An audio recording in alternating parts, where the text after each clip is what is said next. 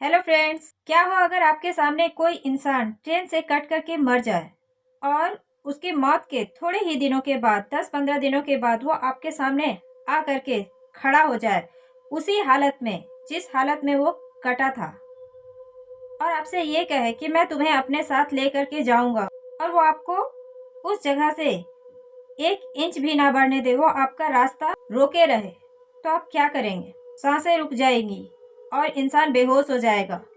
ललित उस आत्मा से कैसे बचता है और वो वहां से कैसे भाग करके अपनी जान बचाता है, ये जानने के लिए आपको स्टोरी जाननी होगी।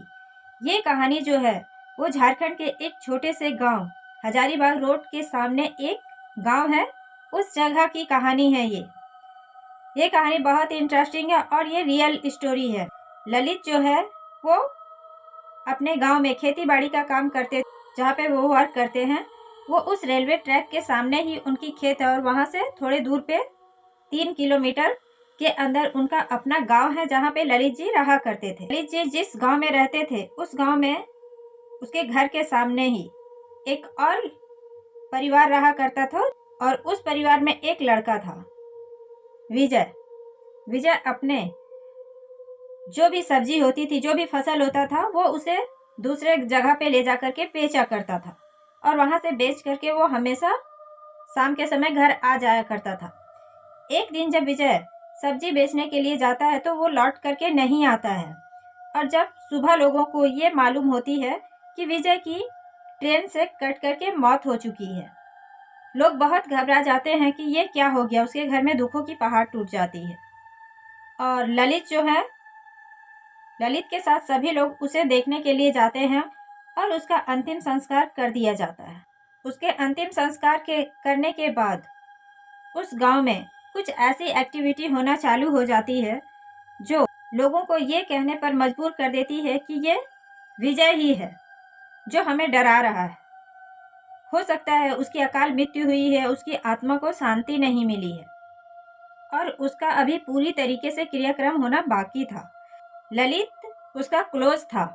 ललित का जो खेत था जहाँ पे वो लोग अपने फसल उगाते थे, वो खेत जस्ट ट्रैक के सामने ही था जहाँ पे विजय की मौत हुई थी। ललित अपने खेत की देखभाल किया करता था, उसे हमेशा उस जगह पे जाना पड़ता था जहाँ पे उसका खेत था, क्योंकि जंगली जानवर उसके फसल को नष्ट कर दिया करते थे। तो कभी कभी वो वहाँ पे रात में स्टे भी करता था। वहाँ पे मचान बनाया हुआ था और उस मचान पे बैठ करके ललित और उसका बेटा अपने फसलों की हिफाजत करता था।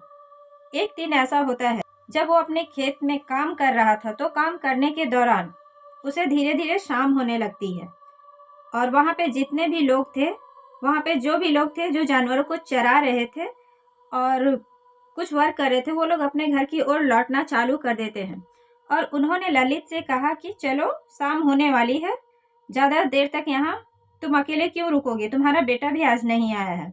वो लोग उसे मना करते हैं कि आज तुम यहाँ पे मत रुको, चलो हमारे साथ। तो ललित कहता है कि हाँ मैं रुकूंगा नहीं, लेकिन थोड़ी देर मैं और काम कर लेता हूँ। ये ललित की पहली गलती थी कि वो लोगों के साथ नहीं आया। जब ललित वहाँ पे रुक करके वर्क करने लगता है तो समय का पता ही नहीं चलता और समय धीरे धीरे बीतने लगता है। शाम लगभग हो ही चुकी थी, सूरज डूबने वाली थी और ललित कंधे पे अपने कुल्हाड़ी डालता है और वो वहां से अपने घर की ओर आने लगता है। जब ललित वहां से अपने घर की ओर आ रहा था तो उसे अपने साथ साथ किसी और के आने का एहसास हो रहा था। उसे ऐसा लग रहा था कि उसके पीछे पीछे कोई चल रहा है और वो थोड़ा रुक जाता है। जब वो रुक रहा था तो वो उसकी पीछे जो आ रही थी टैपिंग की आवाज़, वो भी रुक जा रही थी। ललित को थोड़ी घबराहट सी होती है और वो तेज तेज चलना चालू कर देता है। जब वो तेज कदमों से आगे बढ़ रहा था तो सडनली उसके सामने वो इंसान आकर के खड़ा हो जाता है, विजय।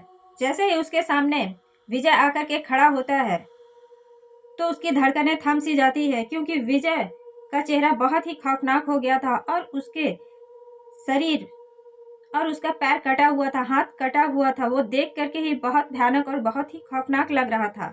ललित की धड़कनें मानो रुक सी गई थी। वो इतना ज़्यादा घबरा गया था कि उसे भागने के लिए कोई ऑप्शन ही नहीं था। वो जस्ट उसके सामने उसी मेड़ पे खड़ा था ललित के पास कोई चारा नहीं था कि अब वो क्या करे। और विजय जो है वो हंसने लगता है। तो ललित कहता है कि तुम मेरे दोस्त हो, तुम मुझे क्यों डरा रहे हो, मुझे तुमसे डर लग रही है, उसने कहा। तो विजय कहता है कि मैं तुम्हें लेने आया हूँ और मैं तुम्हें ले करके ही जाऊंगा। मुझे अकेले अच्छा नहीं लगता है, प्लीज तुम मेरे साथ चलो, नहीं तो मैं तुम्हें आज या कल मार ही दूंगा। ललित घबरा जाता है और वो उससे रिक्वेस्ट करने लगता है कि मुझे जाने दो, लेकिन वो उसे जाने देने के लिए छोड़ ही नहीं रहा था। वो उसके सामने ही खड़ा था। वो ललित को हाथ नहीं लगा रहा था क्योंकि ललित के गले में एक हनुमान जी का लॉकेट उसने पहना हुआ था। इसकी वजह से वो उसे टच नहीं कर रहा था, लेकिन वो उसे वहां से हटने भी नहीं दे रहा था।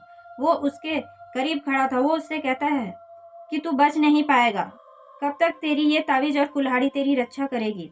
ललित घबराया हुआ था और उसने फटाक से एक सेल फोन बाहर निकाला।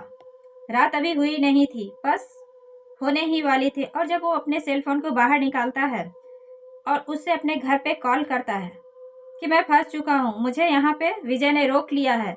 ये सुनकर के उसके घर में कोहराम मच जाती है।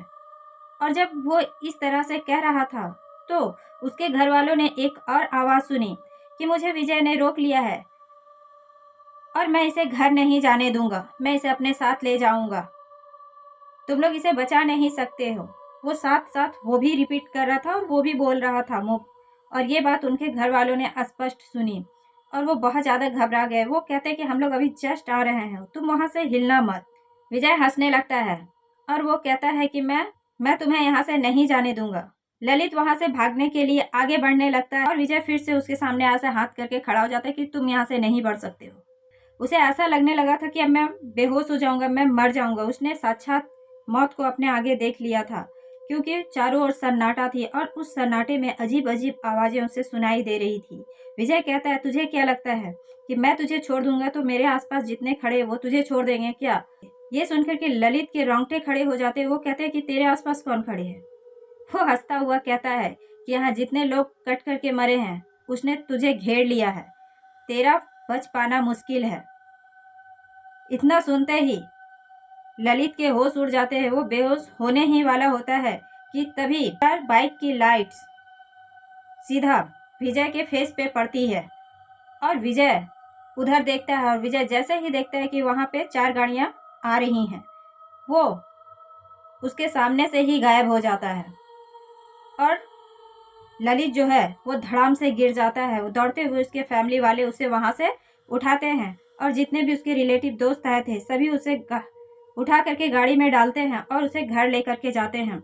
जब उसे वो घर लेकर के जाते हैं तो उसे बहुत ज़्यादा फीवर आ चुकी थी और वो बहुत ज़्यादा डरा हुआ था और उसके घर वालों ने विजय को वहाँ पे खड़ा देख लिया था। वो भी बहुत ज़्यादा घबराए और बहुत ही ज़्यादा डरे हुए थे। तो उन्होंने उसे ले जा करके एक पंडित के पास दिखलाया। पंडित जी देखते ही कहते हैं कि ये मौत के मुंह से बाहर निकला है। जिन लोगों ने इसे वहाँ पे घेरे रखा था वो इसे आज छोड़ते नहीं, आज इसकी मौत पक्की थी। लेकिन इसने एक कुल्हाड़ी अपने पास रखी हुई थी और इसके गले में जो ताबीज़ थी जिसकी वजह से आज ये बच गया। ललित जब सोया हुआ था तो उसे ऐसा लगता है कि विजय उसके पास बैठ करके उसे घूरे जा रहा है और ललित डर से उठ करके बैठ जाता है और वो जोर से चीखता है क्योंकि वहाँ पे उसने विजय को देखा। उसकी चीखने की आवाज़ सुन करके उसके घर वाले वहाँ पे आते हैं। जब उसके घर वाले वहाँ पे आते हैं तो उन्होंने उससे पूछा तो ललित ने सारी बात बताई कि यहाँ पे विजय बैठा हुआ था, वो पसीने से तरबतर था, वो बहुत ज़्यादा डरा हुआ था। तो उसके घर वालों ने उसे फिर से पंडित जी के पास लेकर के गए और जब पंडित जी ने उन्हें देखा तो उसने फिर से उसके लिए एक ताबीज़ बनवाई और उसे पहनाया और उन्होंने ये कहा अब इसे कभी भी खेत में अकेले मत जाने देना क्योंकि वो इसका वेट कर रहा है। जब तक विजय की पूरी तरीके से क्रियाक्रम नहीं हो जाती है तब तक इसे बहुत डर है, इसे तुम लोग अकेले मत छोड़ना और अकेले वहां तक मत जाने देना। खेत के बाद से ललित इतना डरा हुआ था कि वो खेत पे अकेले नहीं जाता था और जब वो जाता भी था तो लोगों के साथ और वो अपने खेत में वर्क करके घर वापस आ जाता था। अभी हमारे साथ ऐसी घटनाएं घट जाती है जो हमारे सोच से भी परे होती है। ललित ने कभी सोचा भी नहीं था कि उसका दोस्त विजय जिससे उसकी बहुत अच्छी दोस्ती थी, वो मरने के बाद उसे कुछ दिनों तक परेशान करेगा। वो उसे अपने साथ ले जाना चाहेगा। इन सब बातों से वो अनजान था, क्योंकि जिंदा में वो उसका दोस्त था। तो thanks for watching this story guys. अगर आपको हमारी ये कहानी अच्छी लगी हो तो प्लीज़ लाइक एंड सब्सक्राइब जरूर कीजिए।